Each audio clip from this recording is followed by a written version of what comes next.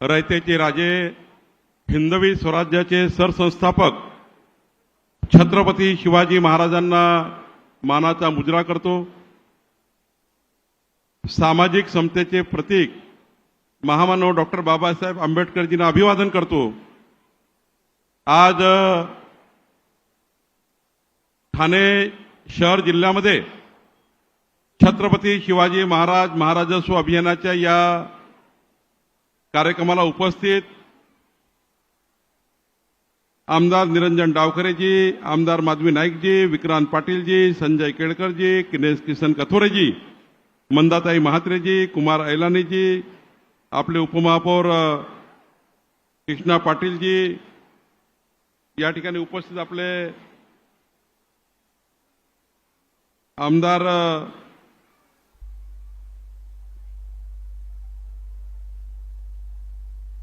कृष्णा पाटील, आपले उपमहापौर कृष्णा पाटील, जिल्हाधिकारी श्रीकृष्ण पांचाळजी, आपले सीओ रणजित यादव, आपले जिल्हाध्यक्ष संदीप लेलेजी, अरुण पाटीलजी, संजय वाघुले, राजनजी किने, बाबाजी पाटील, नंदाजी पाटील, श्रीमती नंदा पाटील, राजेश मडवी, सचिन पाटील, विक्रम भोईर, राजेश मोरे,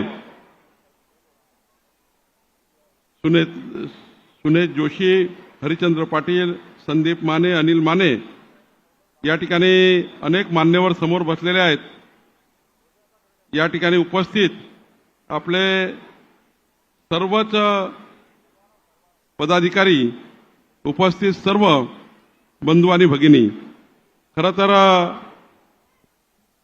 या कार्यक्रमाला मी सर्वात आधी आमचे जिल्हाधिकारी यांनी या जिल्ह्यामध्ये संपूर्णच विधानसभेमध्ये महाराजस्व अभियान त्यांच्या टीमच्या माध्यमातून उत्तमपणे या ठिकाणी हाताळले, त्याबद्दल मी जिल्हाधिकारी आणि टीमचं अभिनंदन करतो।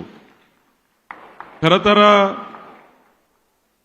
माननीय मुख्यमंत्री देवेंद्र फडणवीसजी यांच्या जन्मदिवसानिमित्त आणि माननीय अजितदादा पवार यांच्या पहिली जयंती यावेळी आहे आणि या 22 तारखेची जयंती या ठिकाणी असल्यामुळं आणि त्याच दिवशी माननीय मुख्यमंत्र्यांचा जन्मदिवस असल्यामुळं महसूल खात्याने विचार केला की राज्यातल्या 288 विधानसभेमध्ये 10 लाख परिवाराच्या किमान त्यांच्याकडे जे काही महत्त्वाचे दाखले असतील, सरकारकडून अपेक्षा असतील, कारण जनतेला सरकारने ज्या अपेक्षा त्या पूर्ण केल्या पाहिजे याकरता राज्याच्या सर्वच विभागांनी या ठिकाणी एक अभियान करायचं आणि महसूलने पुढाकार घेतला आणि राज्याच्या सर्वच विभागांनी, मग महिला बाल कल्याण असेल, परिवहन विभाग असेल, क्रीडा विभाग असेल,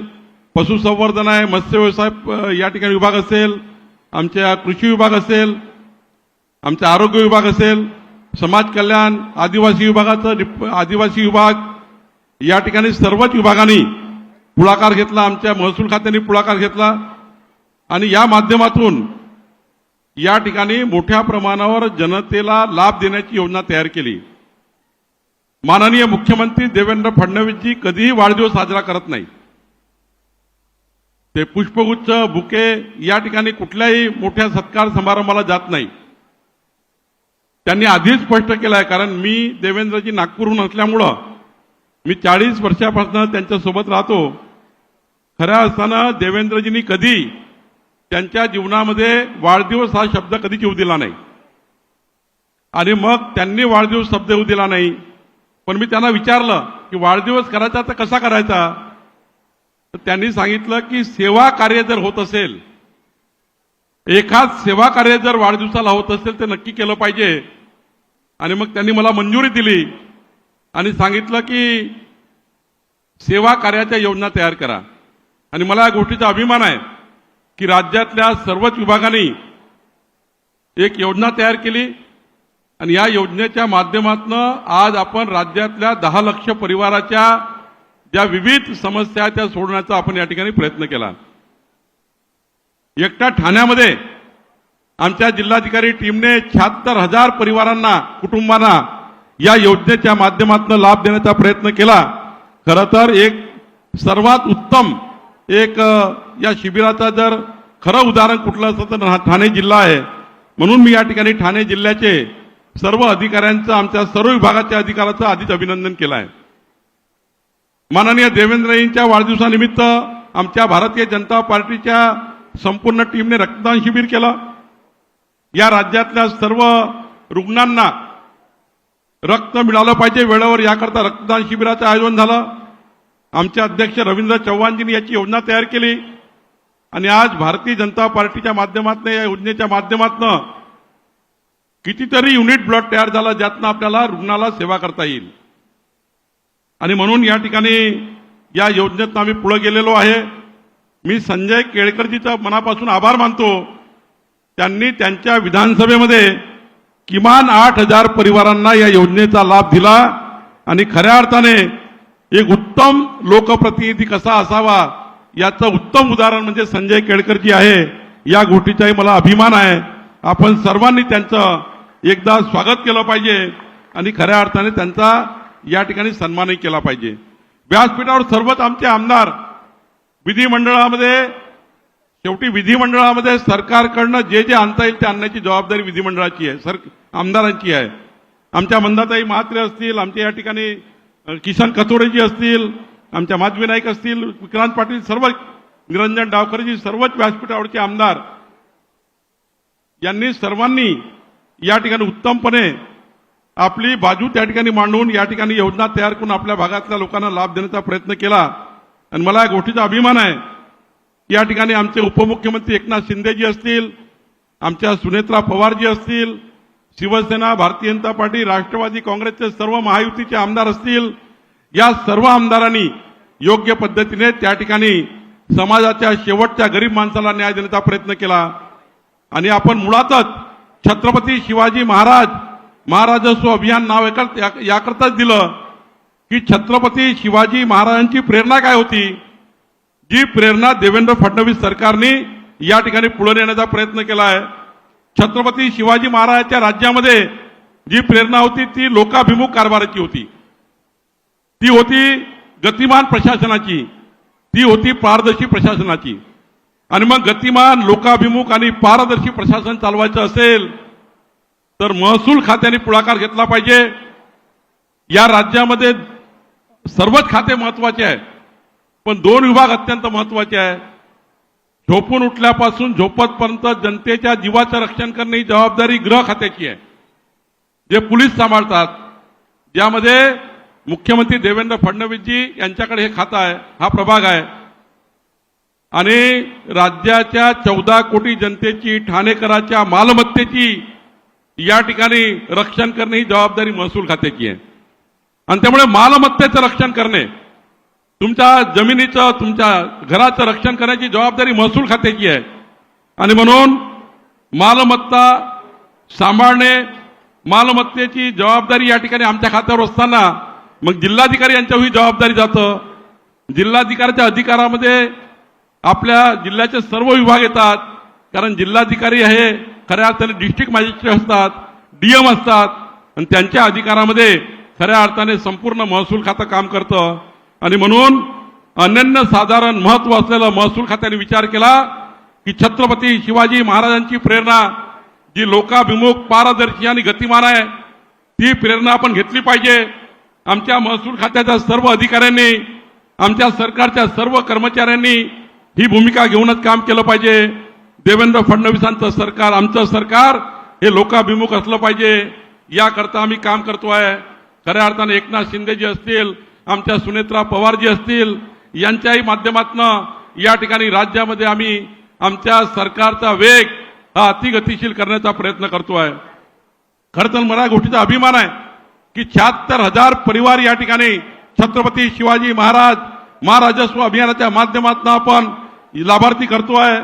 आणि आज जर विचार केला तर कल्याण आसनगाव 4थ्या रेल्वेच्या मार्गासाठी महसूल खात्याने शासकीय जमीन देण्याचा आपण निर्णय केला. फळे भाजीपाला निर्याती करता भिवंडी जवळ जे बापगाव आहे, त्या बापगावला अत्यंत चांगली कृषी उत्पन्न बाजार समिती तयार होते आहे, जी उद्या वाळवण बंदराला जोडण्यात येणार आहे आणि वाळवण बंदराला जोडून या महाराष्ट्राचा, पश्चिम महाराष्ट्र आणि कोकणातला संपूर्ण शेतकऱ्याचा आंबा असेल, काजू असेल, या सर्व पिकांना आंतरराष्ट्रीय दर्जाला या ठिकाणी पुढे नेण्याकरता आपण या ठिकाणी बापगावमध्ये मल्टी मॉडेल हबसाठी एक चांगली कृषी उत्पन्न बाजार समिती तयार करतोय. हा निर्णय आपल्या सरकारने केला आहे. ठाणे आरटीओ साठी आपण केळकरजी 1 रुपयानी जागा दिलेली आहे.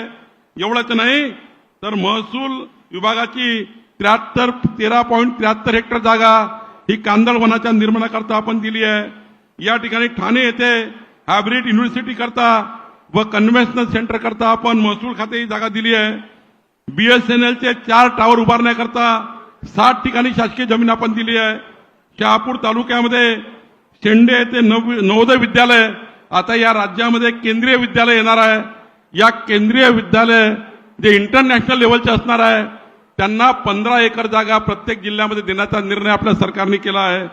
अंबरनाथ येथे शासकीय वैद्यकीय महाविद्यालय, या जागेसाठी आपण त्या ठिकाणी निर्णय केला आहे.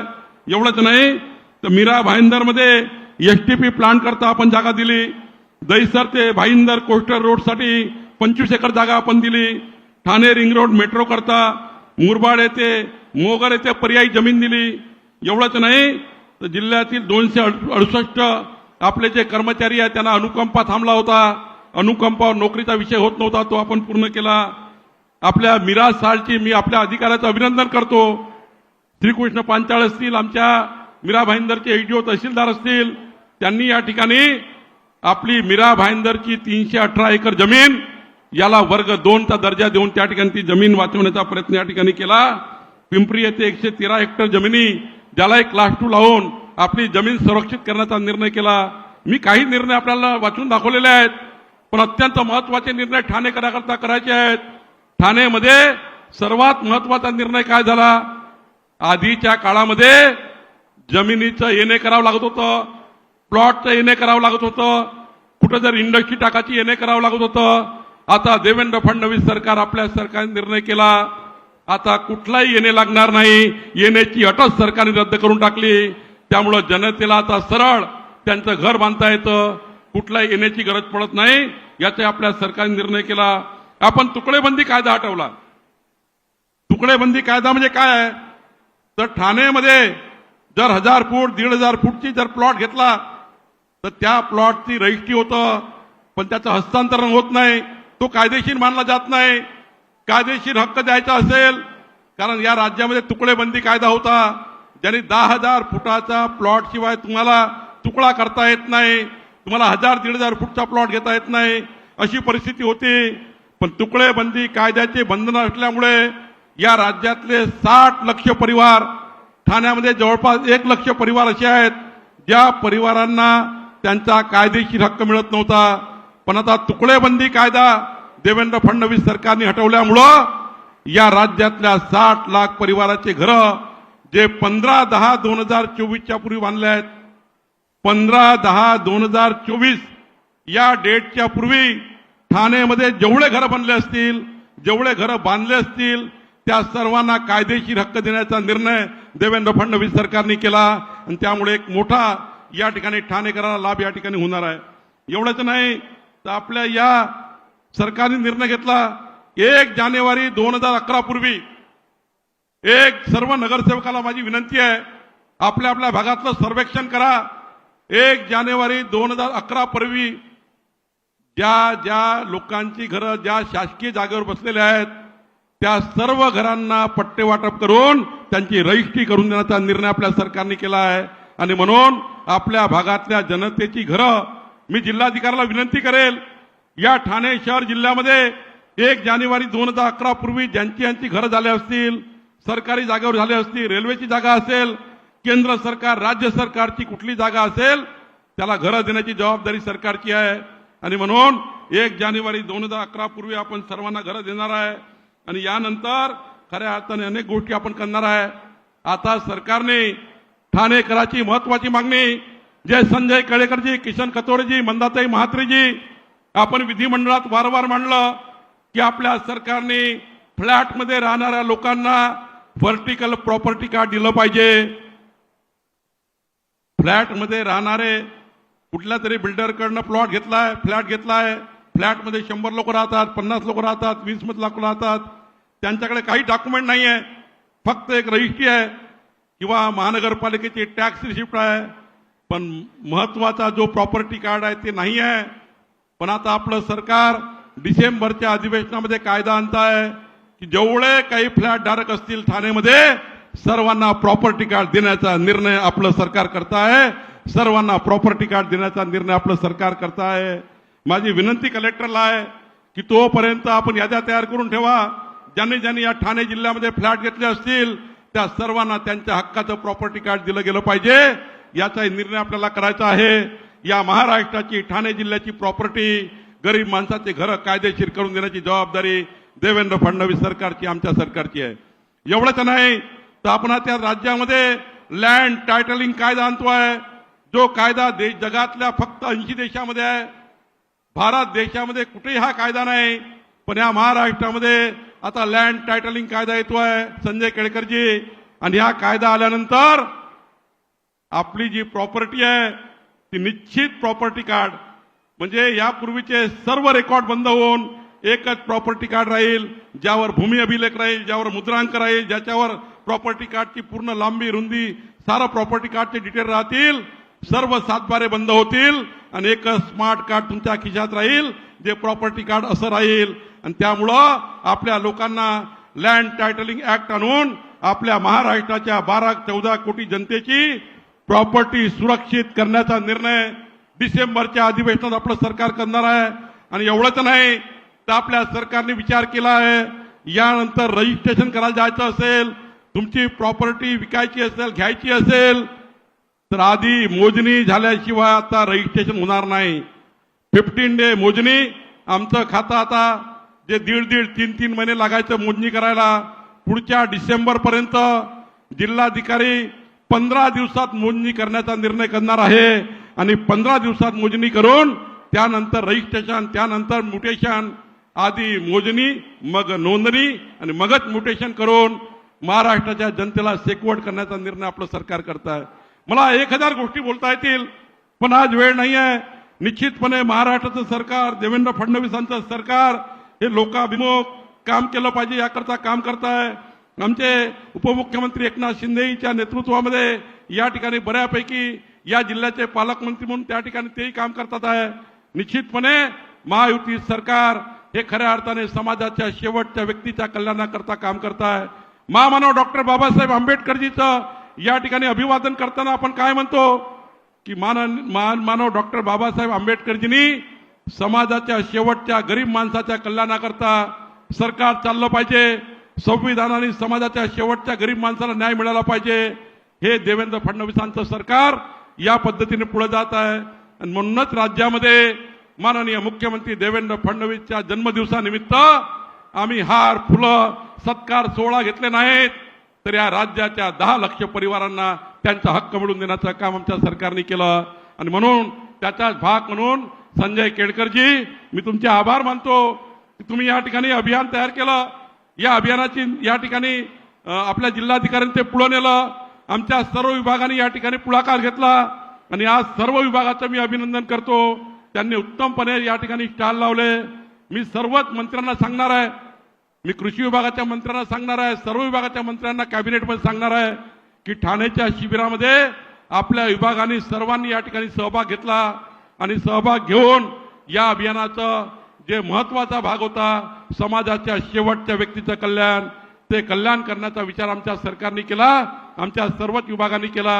मी पुन्हा एकदा आपल्या सर्वांचा आभार मानतो. आणि या लाभार्थ्यांना हा काही अंतिम नाही आहे. आता मंदाताई महात्रेंनी 15 ऑगस्टच्या नंतर म्हटलंय पुन्हा आपण करू, पण संजय केळकरजी या ठाणे जिल्ह्याच्या प्रत्येक परिवाराला पुढच्या 5 वर्षामध्ये मजबूत करून त्यांची प्रॉपर्टी सेक्युअर करून या समाजाला, या जनतेला न्याय देण्याचं काम आपलं सरकार करेल. हा अभियान सुरू झालेले आहेत पण पुढच्या 5 वर्षामध्ये प्रत्येक वर्षी छत्रपती शिवाजी महाराजस्व अभियान करून आपण ठाणे जिल्ह्याच्या गरीब माणसाला, ठाणे जिल्ह्याच्या प्रॉपर्टी धारकांना, ठाणे जिल्ह्यामध्ये जेवढे प्रश्न असतील ते सर्व प्रश्न आपलं सरकार सोडल्याशिवाय राहणार नाही. आणि जिल्हाधिकाऱ्याला मी या ठिकाणी सूचना देईल की जिल्ह्यामध्ये, ठाणे जिल्ह्यामध्ये एक चांगली गोष्ट आहे, अत्यंत प्रामाणिकपणे काम करणारे एक जिल्हाधिकारी श्रीकृष्ण पांचाळ आहेत. या महाराष्ट्राच्या जिल्हाधिकारी जे काम करतात त्यामध्ये उत्तम जिल्हाधिकारी म्हणून काम करतात. माझी त्यांना विनंती आहे की देवेंद्र फडणवीस सरकारची भूमिका जी समाजाच्या शेवटच्या व्यक्तीच्या कल्याणाची आहे ती भूमिका आपल्या तलाठ्यापर्यंत आपल्या सर्व अधिकाऱ्यांना राबवली पाहिजे. लोकाभिमुख राहिलं पाहिजे, गतिमान काम केलं पाहिजे आणि जनतेला, सर्वसामान्य गरिबांना देवेंद्र फडणवीस सरकार आपलं सरकार वाटलं पाहिजे. याकरता आपण सर्वांनी काम करावं अशी विनंती करतो आणि माझे 2 शब्द संपवतो. धन्यवाद.